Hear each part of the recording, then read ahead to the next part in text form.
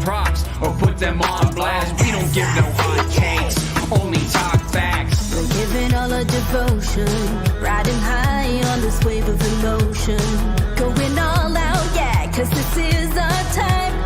No, ain't no stopping us till we reach the finish line. All in, we came here to win.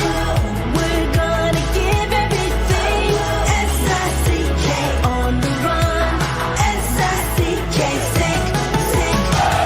On fire, we're ready to fight. We'll bring the house down tonight. S-I-C-K on the run. S-I-C-K, sick. Play it on the car ride, play it when you lounge. X and O, you know that we can hold it down. Shout out to my man Sammy, got it off the ground. And to all the listeners tuned in right now, got debates, analysis, and speculation. This is sports talk for the new generation. You know where to find us, got a reputation. Sick podcast, your #1 sports destination. Giving all our devotion, riding high on this wave of emotion, going all out, yeah, 'cause this is our time. No, ain't no stopping us till we reach the finish line. All in, we came here to win. We're gonna give everything. S-I-C-K on the run. S-I-C-K, sick. On fire, we're ready to fight. We'll bring the house down tonight. S-I-C-K on the run. S-I-C-K, sick. S-I-C-K, it's the sickest podcast. Tune in for the audio, or you can even watch back. Giving players all the props or put them on blast. We don't give no hot takes, only talk back. S-I-C-K, S-I-C-K, S-I-C-K, S-I-C-K, S-I-C-K, S-I-C-K. All in, we came here to win. We're gonna give everything. S-I-C-K on the run. S-I-C-K, sick. S-I-C-K, it's the sickest podcast. Tune in for the audio, or you can even watch back. Giving players all the props or put them on blast. We don't give no hot takes, only talk facts. We're giving all our devotion, riding high on this wave of emotion, going all out, yeah, 'cause this is our time. No, ain't no stopping us till we reach the finish line. All in, we came here to win. We're gonna give everything. S-I-C-K on the run. S-I-C-K, sick. On fire, we're ready to fight. We'll bring the house down tonight. S-I-C-K on the run. S-I-C-K, sick. Play it on the car ride, play it when you lounge. X and O, you know that we can hold it down. Shout out to my man Sammy, got it off the ground. And to all the listeners tuned in right now, got debates, analysis, and speculation. This is sports talk for the new generation. You know where to find us, got a reputation. Sick podcast, your #1 sports destination. Giving all our devotion, riding high on this wave of emotion, going all out, yeah, 'cause this is our time. No, ain't no stopping us till we reach the finish line. All in, we came here to win. We're gonna give everything. S-I-C-K on the run. S-I-C-K, sick. On fire, we're ready to fight. We'll bring the house down tonight. S-I-C-K on the run. S-I-C-K, sick. S-I-C-K, it's the sickest podcast. Tune in for the audio, or you can even watch back. Giving players all the props or put them on blast. We don't give no hot takes, only talk back. S-I-C-K, S-I-C-K, S-I-C-K, S-I-C-K, S-I-C-K. Turn up your volume. Because you're about to listen to The Sick Podcast. Talking Titans. Levis towards the end zone. Got a man. Touchdown. Wow. And it's the 4th TD pass of the day in the debut of Will Levis. The sickest Tennessee Titans podcast. It's gonna be sick.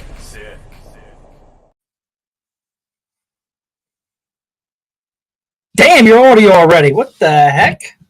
God, hold on. There you go. That wasn't me. That was AC, and he will admit it. We'll get to that. But nevertheless, welcome back, ladies and gentlemen, to another edition of the Sick Podcast, Talking Titans. We are live once again. I'm reporting from Portland, Maine today. I'm at a friend of mine's bachelor party. Couldn't keep me away from the show, of course. Mr. Foot, as always, in the great state of New Jersey. Jarett, how are we doing today? I'm feeling good, man. The schedule has got me jacked up. I want to start talking about maybe some planned trips for us and the boys and the crew. So it's football season, man. We're here. Yeah. Yesterday, of course, everyone was the release of the schedule of this upcoming season. We found out a little earlier on who our first opponent would be, and then the rest followed. Jarett, I got to tell you, at first glance, I was really thrilled about the schedule, mostly because of the fact that we have, I believe, 5 of our 6 divisional games in the last fucking month of the season. But then upon further thought, I honestly was like, that might be really bad at the same time. But before we break down each individual game, what did you think about them giving them most of their division games in the dead of the winter? I mean, just looking at it, like you said, when I came out, that is terrible. I did not like the one primetime game, but now actually diving into the schedule kind of makes sense. It's like a head coach and quarterback's dream. First-year head coach is a dream for his schedule because we're all playing basically 1 o'clock games except for the primetime game Monday night, week 4, and then we have a 4:05 game, Eastern time, 4:05 game. So if that consistency is good for the team to come back and rest, I mean, the week 5 bye kind of sucks. Early in the season, I would have liked to seen it like week 8 maybe. But listen, we got to take it where it comes. I do like how the schedule plays out with a mix of like kind of good games in between our hard games. There's no really hard stretch I haven't seen yet. But listen, man, I think the schedule's favorable. So if we're gonna dive into it, you said there's no tough stretch. In my opinion, there's really no the first 3 stretch. games, Jarett. Well, I mean, that's going to get into it because we're going to have our bumps. Yeah, we're going to get into it. We're going to get our bumps and bruises right off the bat with the first 4 games, absolutely. But then it kind of tails off. But like I said, throw September out. September is like preseason football, 1, 2, 3, and 4 of those games. So if you come out of that, I'm not going to tell you what we're going to dive into it. But if you come out of that 500 or above 500, you're looking good for the rest of the season, in my opinion. So if you want me to start diving into the Caleb Williams talk right now with the Bears. Go ahead. The Titans, Caleb Williams, Denard Wilson's going to throw everything at Caleb Williams. Yes, he has Rome. He has Keenan Allen. He has DJ Moore. We have the same weapons, but we have the better defense, in my opinion, with the cornerbacks. So if we're going to break down the first game, I do see us going into Chicago, beating the Bears, rookie quarterback with that. And we're going to give them the bumps and bruises, and we're going to start off 1-0, in my opinion. Yeah, listen, it's just the reality of the situation. Unfortunately, until we're shown otherwise, and again, I've been the first one and last one to say how much I believe in Will Levis, but at the end of the day, this is as new of a Tennessee Titans team as we've seen in the last almost 20 years from the previous year. So I as much as I want to believe it's all going to happen like that, I think there's going to be some growing pains because there's so many players involved in this team that were not involved in this team last year. So with that being said, I mean, obviously we can beat this Bears team, but in the same breath, I mean, I don't know if there's going to be more hype for a Chicago professional sports game than this game that we're going to be part of. It's going to be probably pretty historical. It's going to be, this is the Michael Jordan, apparently, hopefully, for the Bears. So, and it's his first game. So, I mean, the hype is going to be incredible. I don't think it's going to affect Levis in any capacity, but it's going to be a battle. I think this is going to be the most amped up the Bears are going to be for any game this year because I don't think they're going to be great this year, but this is going to everyone is a Super Bowl contender week 1, so we'll see how it plays out. But I wasn't thrilled to have to face Caleb Williams at home or on the road for his first NFL game. That's not a straw I wanted to pull, but of course we can still win the game. But let's move on to week 2, Jarett. Give me your thoughts. Week 2 coming home against the New York Jets, home opener. Yep. That's going to be a tough one, in my opinion. So I do think we're going to come home, and the crowd may be excited. We possibly could be there. Don't know, but I don't see us winning that game as a home opener. I think the Jets and Aaron Rodgers are going to be too strong for us right now. It's just you got Aaron Rodgers versus Will Levis. You want to talk about who has the better weapons. You're gonna push to the veteran quarterback right there in that point. So I see them starting the season off 1-1. Yeah, I gotta be honest with you, Jarrett. I mean, realistically speaking, of the first 2 home games, I like our chances better against New York than I do Green Bay. I think Green Bay, the only reason being is I think the Jets are going to take a little while to get going. I think they're going to be excellent. I think they're going to be a Super Bowl contender, but that's another team that they got so many, different pieces they need to apply, especially the quarterback, of course, that it's not just going to happen like that. Obviously, we can lose to the Jets, but I like our chances better against the Jets than I do Green Bay, because Green Bay is pretty complete, and I think they're going to be one of the sleepers in the entire league this year. Green Bay, I really do. I think LaFleur's got everyone clicking on the right cylinders, and Jordan Love, I think, is as underrated as it gets, of course. Yeah, I don't know. It's going to be an incredible, incredible home opener and have Aaron Rodgers there. Me and my dad already talked. It looks like we're going to be there. So hopefully we can get you on board and Vin and get it going. But he is going to be there for sure. And he mentioned maybe for my birthday, helping out a little bit with my end. So if that's the case, it's happening. But tough back-to-backs. Let's move on to week 3, Jarrett. Yeah, week 3, I got them beating the Packers. We usually play the Packers very well at home. I know you said that they're a good NFC team, and like I said, they may go to the NFC Championship game this year again too. Jordan Love's the real deal. I like what they're doing on offense and defense over there, but we tend to play the Packers well at Nissan Stadium. So I mean, I have them going right now 2-1. This can easily be 1-2 in my opinion, but I do see us getting our first home win. And squaring up 2-1 against the Packers. Yeah, I haven't gone through my record so far, and I'm still working through the kinks. But the 1.0, I'm going to have us winning 2 of the first 3. I am. I'm going to have us beating the Bears, losing the Jets, beating the Bears, losing the Jets, beating the Jets, losing the Packers. So 2-1 or 2-1 to start. I don't know why my tongue was so tied there, but yeah, I mean, I'm happy this game's home. I'll tell you that. We do tend to play the Packers historically well, and I didn't even realize it until a couple weeks ago. I mean, I think we've beaten them like 3 of the last 4 times we played them. Mm-hmm. But I really think Jordan Love, like you said, is the real deal. So I don't have us winning this one. But it's definitely a winnable game.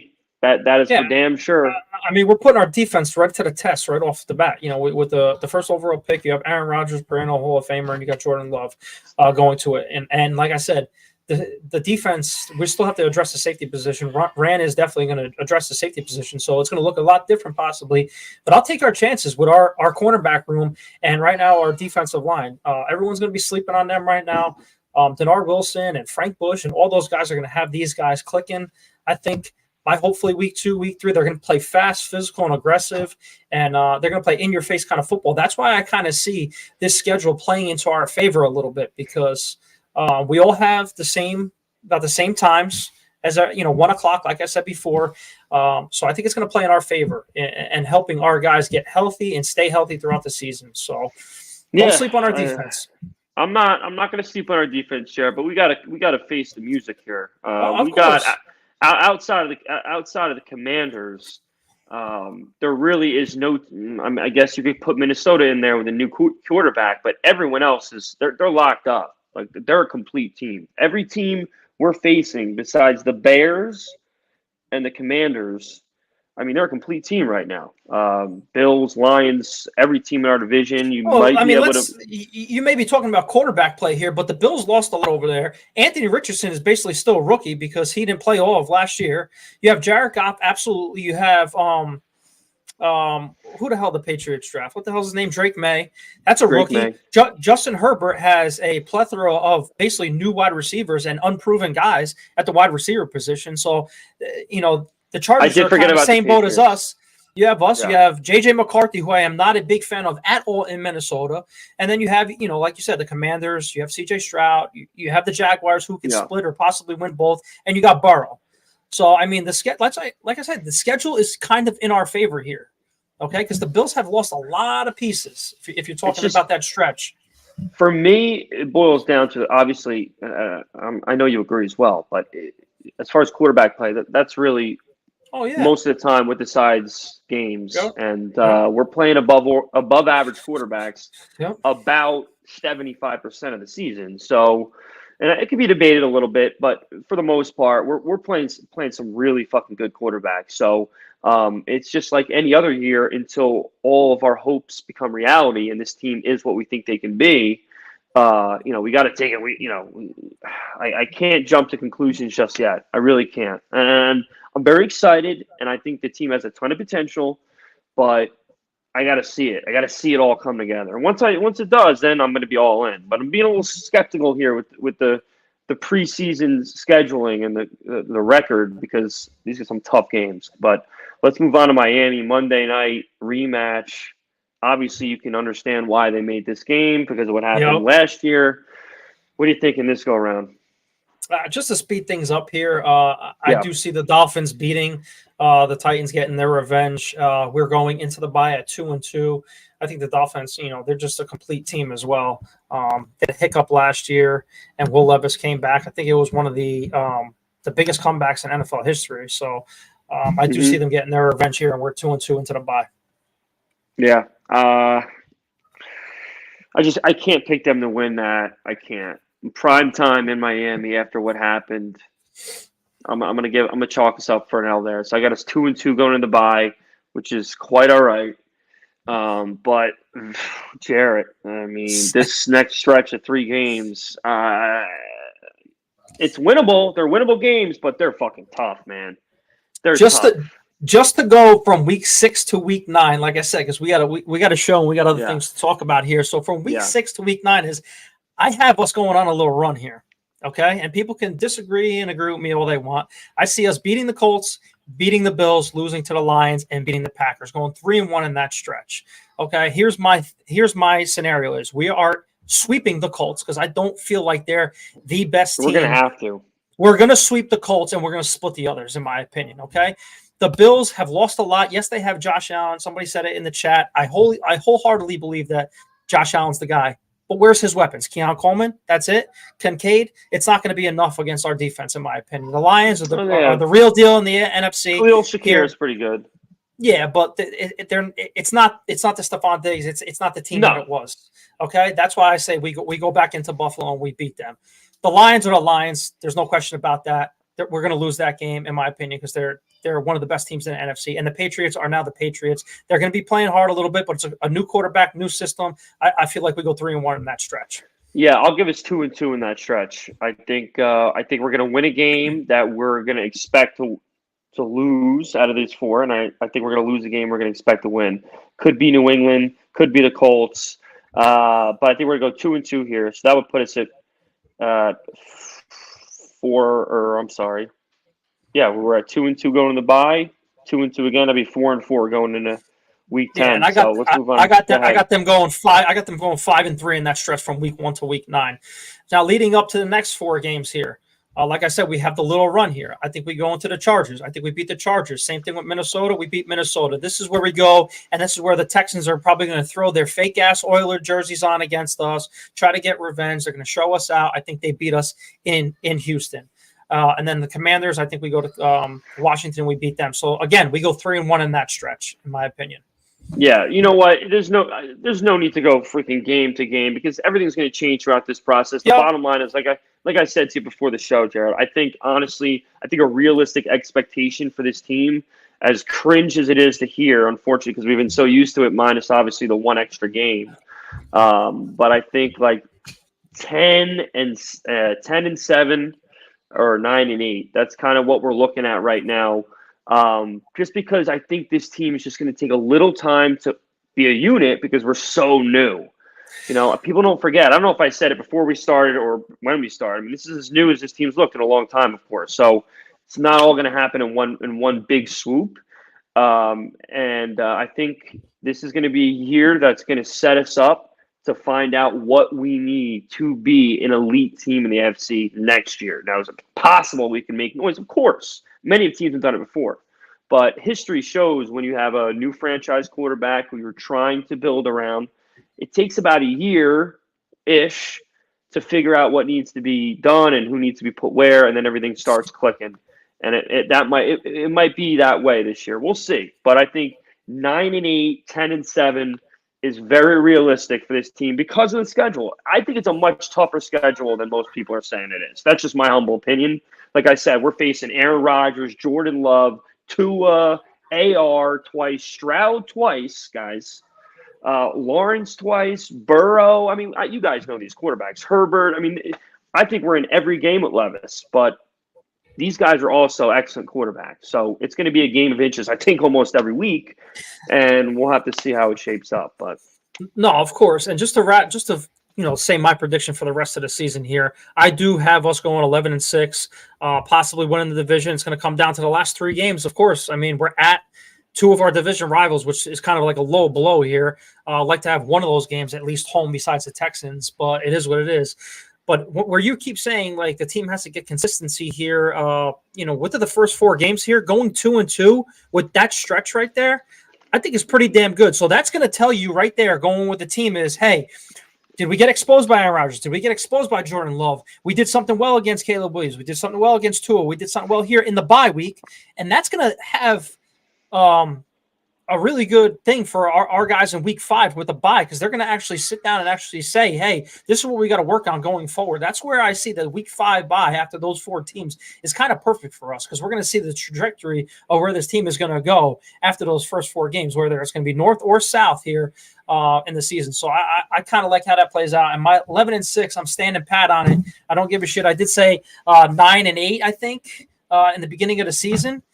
Without the schedule release and without all these moves here. But listen, man, we put a lot of equity into this team right now.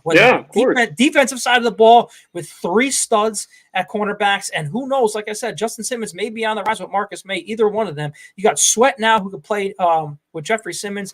If this defense clicks, man, and Cedric Gray and Kenneth Murphy is an animal like they're saying, just let him loose like Frank Bush has been saying, watch out for this defense. And sky's the limit for this offense now. Brian Callahan. I mean, we got clips here in a couple minutes we're going to show you. We're going to talk about Will Levis in this new system, because Will Levis, in my opinion, seems a lot more comfortable. He's sitting down with Brian Callahan. They're talking about the offense, how they want to do things. So he's sitting down with his wide receivers. He's spending time caring. We didn't see that much with Zach Mettenberger, Ryan Tannehill, Marcus Mariota. We didn't see it with those guys. We didn't see those guys with the tablet on the sideline as much as he has. This is the guy, and he needs to be the guy for us to go new heights for this new season, for this new team regime, and this new stadium coming in 2027. Yep. So sky's the limit. Before we get into the clips, Sal, did you see any of the clips with Will Levis in training camp at the podium? Not training camp, but OTAs. Yeah, I did. When he talked, he talked about the quarterbacks Callahan worked with, how he wants to emulate them. Things like that. Is that the clip you're talking about, or the time you're speaking of? Yeah, Sammy, roll that clip when he was talking about Peyton Manning and Joe Burrow. He's worked with Burrow, with Peyton Manning, Stafford, those guys. Like, does that come up in conversation, or even are you watching some of the things that he did with those guys with him? Yeah, it's cool. I mean, all the tape we watch from the installs to even just the individual drills, it's Joe, it's Matt, it's Peyton, and it's cool to see those guys and know that they've been in a system at least similar to this, or very similar to this, and been able to have great success. So, it's big shoes to fill, but I want to be that next guy and get to that level. But I don't want to be them. I want to be me, but I want to perform and exceed the levels that they performed at. Sal, just to hear that from your quarterback, our quarterback, everyone's quarterback, that he wants to be like these guys, all guys that went to the Super Bowl, Some of them won the Super Bowl. 2 to 3 won the Super Bowl. What's your opinion on Will Levis right there and hearing that from your quarterback? Well, I mean, no one's got to sell me on this guy anymore. It's funny because I always say this, like, it was a running joke on Twitter for years about how up Marcus Mariota's ass I was. And I was. But honestly, when I tell you that my passion for this guy is already well exceeded Mariota, and he's only played about a half a season. So I don't need to be sold on him. Like I've said 1,000,001 times, the edge he has, the competitive edge he has is what sets him apart from a lot of guys that might still be just as talented as him. And there's plenty of quarterbacks in this league that are as talented as him and more talented than him. But it sometimes takes preparation and, just mental capacity to get that next edge. And that's what he has. I mean, he has everything you could possibly want. So it's great hearing those things. And the proof's going to be in the pudding. So week 1 is going to be, oof. Can't wait. Seriously. We got another one here because I didn't think we were going to hear it coming from a quarterback ever from the Tennessee Titans. So this is just another clip from Will Levis, how him and Brian Callahan are saying that they're going to throw this ball. In situations where we might not have seen that last year, so that was cool. So being able to throw the ball a little bit more, obviously that comes with the trust in the quarterback, and I got to earn that. But him making a point to me like, hey, we're gonna throw the ball. We're going to throw the ball on first down. We're going to throw the ball in all types of situations, and it's going to be on you, and we're going to trust you to do it. So that was cool to hear that, and makes me want to go out there and be the guy to do that. So I'd say other than that, I'd say confusing, not for us, hopefully for the defense, and a lot of moving parts, a lot of things to make the defense think. A lot of things similar to what we did last year, but also just a little bit. Our little bits and pieces, our new kind of pieces that we haven't seen yet. So it's cool. It's a fun offense.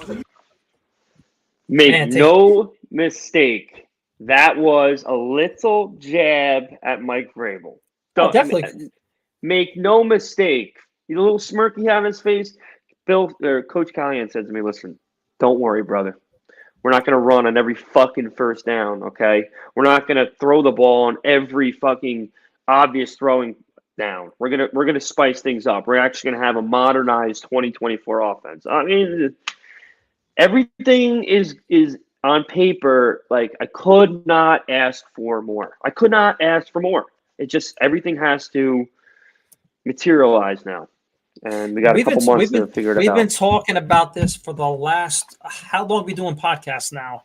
Almost 3.5 years in total. Yeah. We've been talking about how we want the quarterback to throw the ball more, how we want weapons. We have the weapons, how we want stud cornerbacks. We have everything right now for this season to succeed. That's why I can't listen. This is the most jacked up I've been since the 2020 season. And I know it's not that far away, but we've felt like it in the past couple of years, getting stabbed in the heart, from the AFC Championship game to Burrow beating us in the playoffs, then the Ravens beating us in the playoffs. So we've been stabbed here. But now I feel like the Titans are going to have this Bengal-esque run to possibly go to the Super Bowl. People could say that I'm a homer for all I care. I'm not a realistic. Listen, the pieces are in place. If Will Levis is the guy, and this offense is legit, there's zero reasons why we don't win this division. You're right. We compete. Yeah, I've said this a million times, and I shouldn't even be smirking when you say that, because what I'm about to say that I've said so many times, with Will Levis, we should be, as long as he is protected, in every single fucking game. Because we now have a quarterback that is very mobile, that has an electric arm, that can, sense defenses coming on, approaching him on his blind side. Now, obviously, hopefully that's not going to be an issue moving forward, but he has all the intangibles, and it's funny. It's like you mentioned the 2020 season, how this is the first, as excited as you've been since then, and that was a fucking Ryan Tannehill. I know.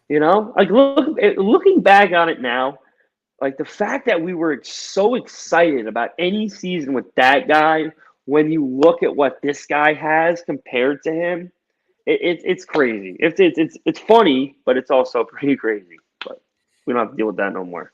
Can't believe he doesn't have a job yet, though. It's kind of odd. He's such a great quarterback. He was my boy at one point. What else we got? We got anything else we're gonna put up there? Any other clips? No more clips. I'm just saying, have you seen JC Latham actually and like the body bag or Big Bertha or whatever the hell that he's been moving with Oh my Bill God. Callahan, 380 pounds or something like that it is. He is enormous. Like I said wow when I saw Joe Alt for the first time, but looking at Latham next to that fucking sled, yeah, And moving it. it's exciting. It's very exciting, and you could kind of get the sense already. At least I can, just watching him work out on the field. His head's in it, and Oh that's the yeah, for most sure. important thing. It's people don't understand. Every guy in the NFL has talent that we can never dream of. It's what they do with that talent. It's the amount of time they put in to hone their craft and be as good as they can be. Those are the guys that take teams to next levels. Everyone needs to be committed from first snap to last snap, and you can tell by the way he's moving that sled and listening to Callahan talk to him. He's invested, and I'm getting more excited and happy with him by the day. Of course, all that's going to matter is if he's going to be able to stop that defensive end from killing our quarterback. But in the early going, I'm very happy about Latham for sure. Yeah, what Bill Callahan brings to the offensive line room, and just seeing these clips that all these reporters, Kayla and TD and Jim Wyatt and everybody out there filming, it's just amazing how different that these guys are coached from last year to this year, and even years prior. The technique is different. You could see that the drills, I mean, you see it every year, these videos that they post. The technique is a lot different where they're trying to get into a stance and leverage themselves with their hands out and throwing that first punch out and the body, the big body bag that Bill Callahan actually invented. And it just shows that you have to keep your hands inside and you're driving instead of keeping your hands wide. And if you keep practicing that, and especially with a 300, instead of just like a regular technical slide, if you keep practicing with that, it's just gonna emulate what's in the game. So if they're moving that and they're practicing that, it's gonna be a hell of a lot, better for the offensive line, in my opinion, from years past. So like I said, I love what the line has been doing. The only, I guess, asterisk we have on the offensive line, in my opinion, right now is right tackle, which I see MPF winning that spot. But what's your opinion on that? Yeah, I mean, I think it's his to lose. Obviously, with him missing some time last year, he wasn't really able to progress, I think, as much as we would have liked to see him progress. But, I've seen plenty of interviews with him. He seems pretty invested. And he seems like his head's not up his ass. So I think it's going to be his job to lose. There's a lot of depth pieces there, luckily now, which is great. So you got to hope that Callahan's going to be able to plug in place, and we're going to have everything set before the bye week, that we're going to know where our line is going in every week. But, I've seen a little bit of sweat so far. I've liked what I've seen with him. He looks like he's moving well. Moves. He looks like he's moving well. It looks like he's, pretty invested as well, which is good. And I saw that interview with the Tulane receiver. I liked what he had to say. I mean, it would be cool to see him make the team. He's got some potential. Obviously, everyone's loving this UNC kid, which for good reason, of course. But yeah, everything's moving in the right direction, and preseason is going to be very intriguing for sure, because there's a lot of fringe guys. Yeah. Obviously, every year there is, but some pretty important ones this year, I think, and we're going to get some good time to see what's what. And I'm curious to kind of see how Mason Rudolph looks with this offense too. We got to figure that out as well. But that's luckily going to be the small of a solid backup. And another thing, real quick before we go, I was watching the Titans Coliseum podcast with the boys over there, and they had Colton Dowell they had Colton Dowell on the show this past Friday. And he said something that actually stuck with me. He said that this offense and this coaching staff actually sits and teaches you and talks to you and makes you want to learn. Versus another dig at Vrabel. Of course. Versus what you have to do, and this is what you're doing. Period. At the end. So yes, that's a dig to Vrabel. And like I said, for a Vrabel guy like I was, now you're hearing these guys talk out and speak out.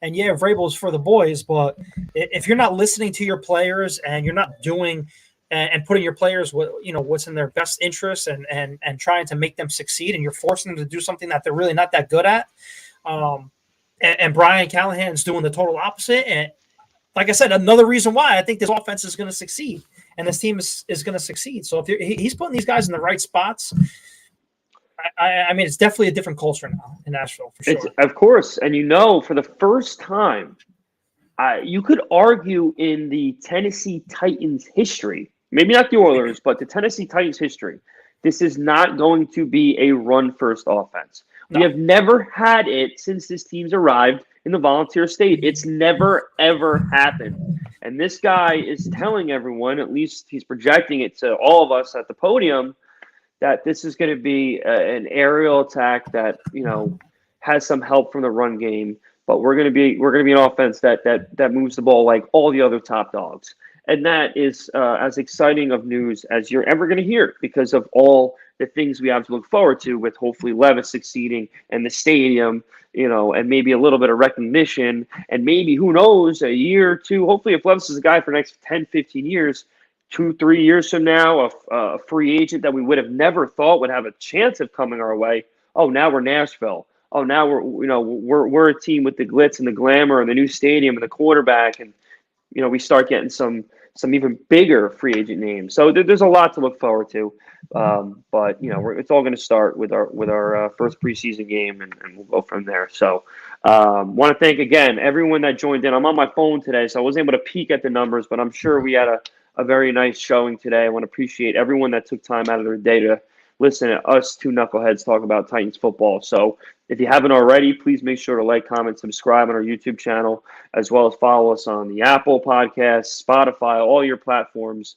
Instagram now too. Instagram as well now. The more support from you guys, the more capable we will be to make this show as excellent as we possibly can. So with that being said, Jared, I think we're ready to dip out. We'll be back next week with our all three of us. Third amigo. Yes. Feels like that hasn't happened in a very long time. Yeah, I'm sure he's going to be a lot tanner than he was. Tanner is going to be – that stomach's going to be full. Yeah. He's probably have a little raspy voice from all the darts he's been hitting. But listen, guys, hope everyone has a phenomenal weekend. We will catch you all on the flip. Tighten up, and you know the drill. Sammy, send us out. And that's a wrap. Hope you don't miss us too much until next time. Follow the Sick Podcast Talking Titans on YouTube, Instagram, Facebook, Google Play, and Apple Podcasts.